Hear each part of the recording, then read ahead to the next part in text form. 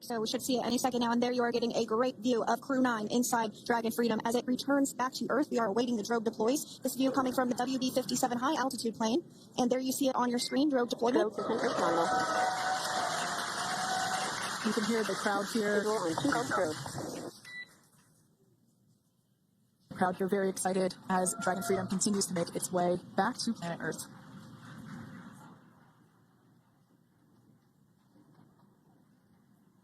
Next up, we'll stand by for the main deployment of the parachutes. The mains are quite a bit larger. You'll be able to notice the difference on your screen once they deploy, and they continue to ensure that the Dragon spacecraft slows down even further. As we mentioned, Freedom will be traveling 16 miles per hour when it splashes down off the coast of Tallahassee, Florida, here at 2:57 p.m. Pacific time this afternoon. And there we go. We have visual on 4 healthy mains. That view was from inside. That view is from inside one of the buckets where the parachutes are located. So we see a great view there of the reefing on those parachutes. And as those main parachutes begin to inflate fully, 4 beautiful, healthy mains. Now awaiting visuals of splashdown. We'll start to hear Commander Nick Hague. Copy, 1000. As we heard right there, Commander Nick Hague will be calling out the altitude of the Dragon capsule from here on out. Landing in water is simpler and provides more margin against unlikely parachute issues. You can see those parachutes continuing to slow the Dragon capsule down.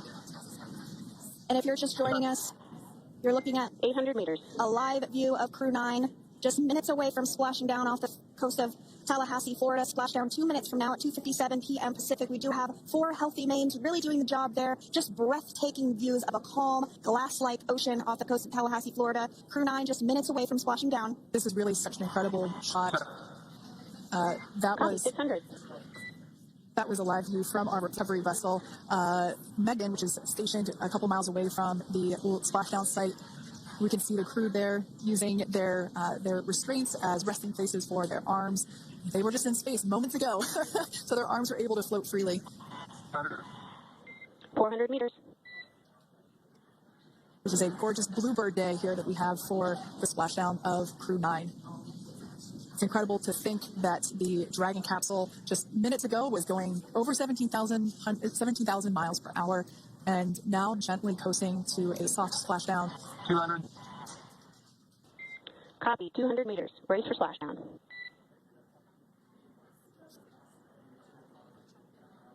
As you can see there on your screen, continuing to monitor progress of the Dragon spacecraft.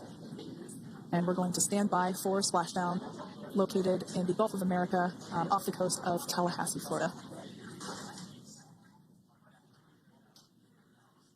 And splashdown, Crew 9 back on Earth.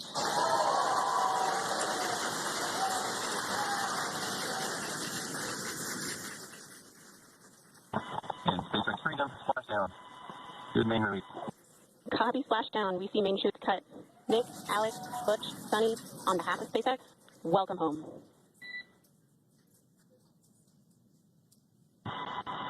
It is an amazing what a ride. I see a capsule full of friends ear to ear.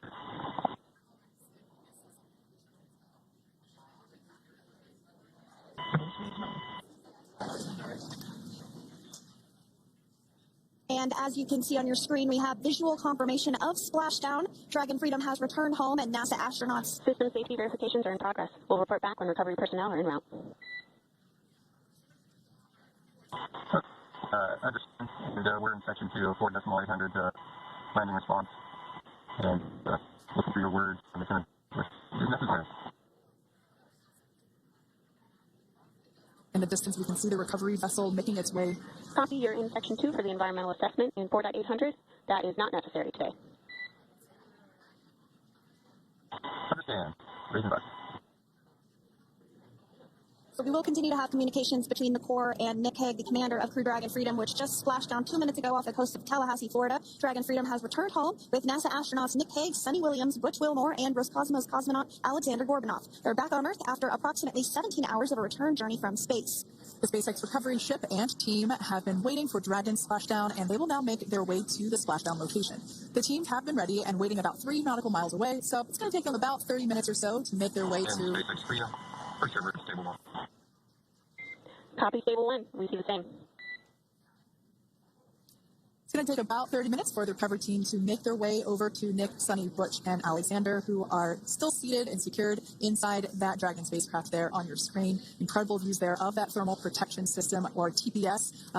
That Dragon capsule was pristine, white color before it departed the station, and we can see how the reentry phase, the thermal protection system did its job. Now, if you're wondering what that hole, that like bucket area is, that is underneath the side hatch. That is where the main parachutes were stored. So when we saw the Dragon capsule dock at station, it looked very different. The panel that protects and covers the main parachutes, that was still intact, as well as the panels that enclose where the drogue parachutes are located. We can see those fast boats. SpaceX is go for recovery personnel to approach. Expect personnel alongside in the next few minutes.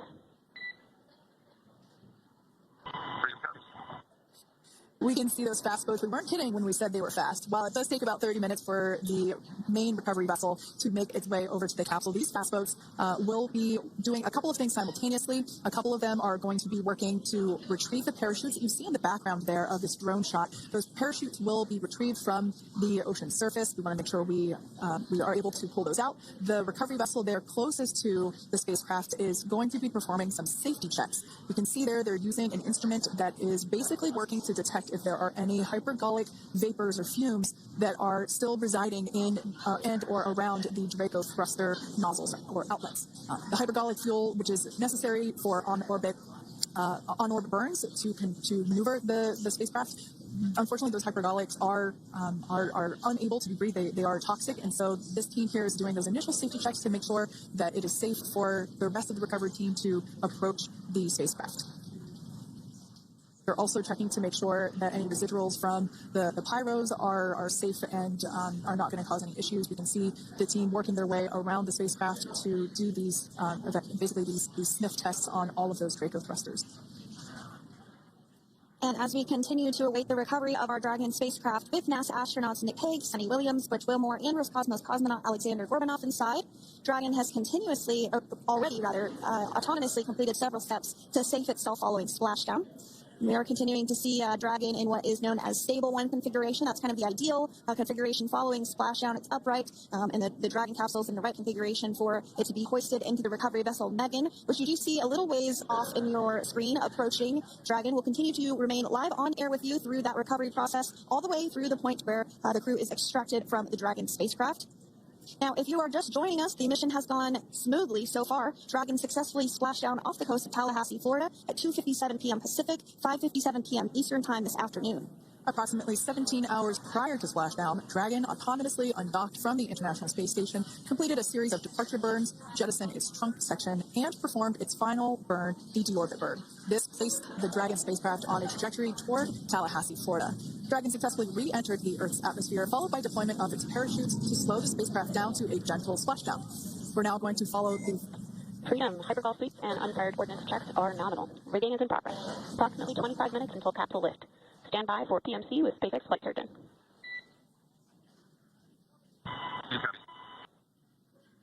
And so what we did just hear there was communications that those hypergol checks were complete. They didn't find any of that upon those checks, so we'll continue to move through the timeline. Next up is a process called rigging, which you see happening right now on your screen. This is when a SpaceX recovery personnel actually works to climb aboard the capsule and work through procedures ahead of lifting onto the nest of the recovery vessel Megan. We heard it's going to be about 25 minutes or so until that lift actually takes place.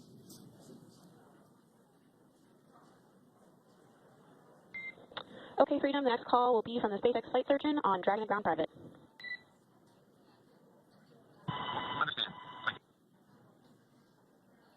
Callouts there indicating that the crew will have the opportunity to do a quick check-in with the SpaceX flight surgeon. This is standard procedure for every Dragon spacecraft when it returns to Earth. It's just an initial check-in, make sure everybody is doing okay. They will also have another check-in with the flight surgeon once they are on board that recovery vessel that you see there in the background. We can now see that SpaceX recovery team member. They're on top of the Dragon spacecraft. They are going to be working to install plugs in the Draco thrusters to ensure that no more